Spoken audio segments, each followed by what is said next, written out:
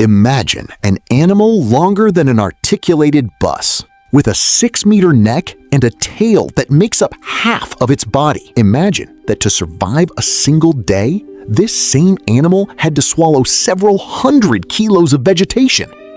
Welcome to the world of the Diplodocus, one of the most iconic dinosaurs of the Late Jurassic. This peaceful giant roamed the plains of North America about 152 million years ago, at a time when even the continents had not yet taken their current shape. It all begins in 1877 in the United States during the Bone Wars, that fierce rivalry between two American paleontologists, Othniel Charles Marsh and Edward Drinker Cope. The two men engaged in a frantic race to discover and name as many new dinosaur species as possible, even if it meant sabotaging each other's digs or publishing in haste. It was in this charged atmosphere that the first Diplodocus fossils were unearthed in Colorado by collector Benjamin Mudge and his assistant Samuel Williston. Marsh received the bones, studied them, and in 1878 officially named the genus Diplodocus, from the Greek meaning double beam, because of the distinctive shape of the chevron bones beneath its tail. But the skeleton that would make this dinosaur world famous came later, in 1899, from the quarries of Sheep Creek in Wyoming. This nearly complete specimen was named Diplodocus carnegii, in honor of steel magnate Andrew Carnegie, who financed the expedition. Carnegie was so proud of his dinosaur that he had full-size plaster casts made to gift to the greatest museums in the world: London, Paris, Berlin, Vienna, Bologna, Madrid, St. Petersburg. In this way, the Diplodocus became, without exaggeration, the most widely seen dinosaur in history, long before computer-generated imagery existed. The name Diplodocus does not refer to a single creature, but to a genus comprising several distinct species. The best known remains Diplodocus carnegii, but there is also Diplodocus halorum, long considered a separate animal under the spectacular name Seismosaurus, the lizard that makes the earth tremble, before scientists finally classified it within the same genus. There is also Diplodocus hii, discovered later and slightly different in terms of its skull. Diplodocus belongs to a broader family called the Diplodocidae, which includes other sauropods with equally elongated bodies, such as the stockier and more massive Apatosaurus, or the Barosaurus, whose neck is even more disproportionately long. They all share this highly recognizable body plan: an endless neck, a massive body supported by 4 columns of legs, and a long, whip-like tail. What truly sets Diplodocus apart from its cousins is the relative lightness of its skeleton. Its vertebrae are hollowed out with large cavities filled with air sacs, much like in modern birds. That a 25-meter-long animal weighs only about 10 metric tons is largely due to this air-filled bone structure. Diplodocus carnegii was about 25 meters long, with an estimated weight of between 10 and 16 metric tons, depending on the study. Its tail alone could exceed 13 meters, nearly half the animal's total length. Its body functions somewhat like a suspension bridge: a long neck at the front, a long tail at the back, all balanced on 4 massive legs that served as pillars. Its front legs were slightly shorter than its hind legs, which gave its spine a fairly horizontal tilt, almost parallel to the ground, contrary to the image of a neck held high that we sometimes imagine. Its head, by comparison, was tiny, barely larger than a horse's, for a body as long as a building lying on its side. Its brain was proportionally very small, but more than sufficient for an animal whose way of life required neither cunning nor complex strategy, only grazing, moving about, and surviving. Its mouth contained slender teeth, shaped like small pegs, clustered only at the front of its jaws. Unlike us, the Diplodocus did not chew. These teeth were used solely to tear off foliage, much like a rake, before the vegetation was swallowed almost whole. An impressive fact, these teeth wore down so quickly that they were replaced on average every 3 to 4 weeks, an extremely rapid renewal cycle. As for its nostrils, they were located at the very top of the skull. For a long time, it was thought that Diplodocus lived half submerged, much like a hippopotamus, with its head barely protruding from the water. We now know this is false. It was a land-dwelling animal, and the position of its nostrils has nothing to do with an aquatic lifestyle. Its tail had nearly 80 vertebrae, a record among sauropods. The section closest to the body was thick and muscular, while the last third gradually tapered until it became as thin as a rope, ending in a thread-like tip. For a long time, paleontologists imagined that Diplodocus could snap its tail like a whip, exceeding the speed of sound and producing a sonic boom to intimidate or communicate. It's a spectacular image, often featured in documentaries. But more recent biomechanical studies have shown that such a supersonic crack would most likely have fractured the vertebrae at the tip, a price far too high to pay with every movement. On the other hand, even without breaking the sound barrier, a strike from that tail, swinging at over 100 kilometers per hour, remained a formidable weapon. It was enough to deter, injure, or even kill a young, overly curious Allosaurus that had strayed too close. This tail also served another, lesser-known purpose, acting as a counterweight and a point of support.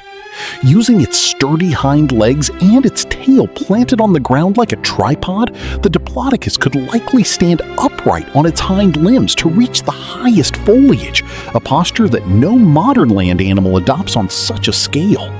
The Diplodocus was a die-hard herbivore, and to power a body like that, it had to eat a tremendous amount. It is estimated that it had to devour several hundred kilograms of vegetation every day, almost without interruption. Since its teeth were used only for tearing and not for chewing, the plants were swallowed almost whole. To aid digestion, it also deliberately swallowed stones called gastroliths, which accumulated in its stomach and mechanically ground up the vegetation, much like a chicken does today with small pebbles. Its neck, held horizontally, allowed it to sweep a vast area of vegetation without having to move its entire massive body, much like an industrial crane that pivots on its axis. It could thus feed at medium heights in tree ferns and conifers while still being able, from time to time, to stand upright to reach higher. It lived in the Morrison Formation, a vast ecosystem crisscrossed by seasonal rivers and covered with ferns, horsetails, and conifers, where droughts and floods marked the changing seasons. It shared this territory with other giant herbivores, including Apatosaurus and Brachiosaurus. But each seems to have exploited a different layer of vegetation. The Brachiosaurus fed higher up, almost like a giraffe, while the Diplodocus stayed more at the middle and lower levels, a division that prevented these giants from competing directly for the same food. The Morrison Formation, dating back about 152 million years, is one of the richest fossil sites ever discovered. Traces of a truly complete ecosystem have been found there, complete with its peaceful giants and fearsome hunters. The main threat to an adult Diplodocus was the Allosaurus, a theropod about 9 meters long, fast, and equipped with powerful jaws. Facing a healthy adult, a lone Allosaurus stood little chance. The Diplodocus's size, leg strength, and famous tail swipe made a head-on attack extremely risky. This is why many paleontologists believe that predators primarily targeted young individuals, sick animals, or those isolated from the group. Other predators shared this territory, such as Ceratosaurus, recognizable by the horn on its snout, or Torvosaurus, a theropod even more massive than Allosaurus. Faced with this constant pressure, young Diplodocus grew quickly to reach a size that put them out of reach as soon as possible. Some evidence also suggests that they lived in groups at least part of the time, sites where multiple individuals of different ages have been found together, which could indicate collective protection, with adults forming a sort of natural barrier around the younger ones, much like modern elephants do when facing lions. The study of Diplodocus bones, particularly the fine growth layers found inside them, similar to tree rings, has revealed something fascinating. These animals grew extremely quickly. A Diplodocus could reach its adult size in barely 20 years, a colossal growth rate for such a large animal, much faster than that of today's large reptiles. No nest has yet been found that can be definitively attributed to Diplodocus, but thanks to discoveries made elsewhere, notably in Argentina at sites containing thousands of sauropod eggs, scientists believe that these giants followed a reproductive strategy very different from our own, laying a large number of eggs, relatively small compared to the parent size, and leaving much of the young survival to chance and sheer numbers rather than prolonged parental care. Once hatched, young Diplodocus were likely left to fend for themselves very early on, perhaps grouping together with other juveniles for protection, while the adults went about meeting their own colossal dietary needs. It is estimated that an individual could live for several decades, potentially beyond the age of 50, although this estimate remains a subject of debate. Despite more than a century of research, the Diplodocus still remains largely a mystery. How could blood be pumped through such a long neck all the way to the brain without placing an unsustainable strain on the heart? What was its actual posture in daily life?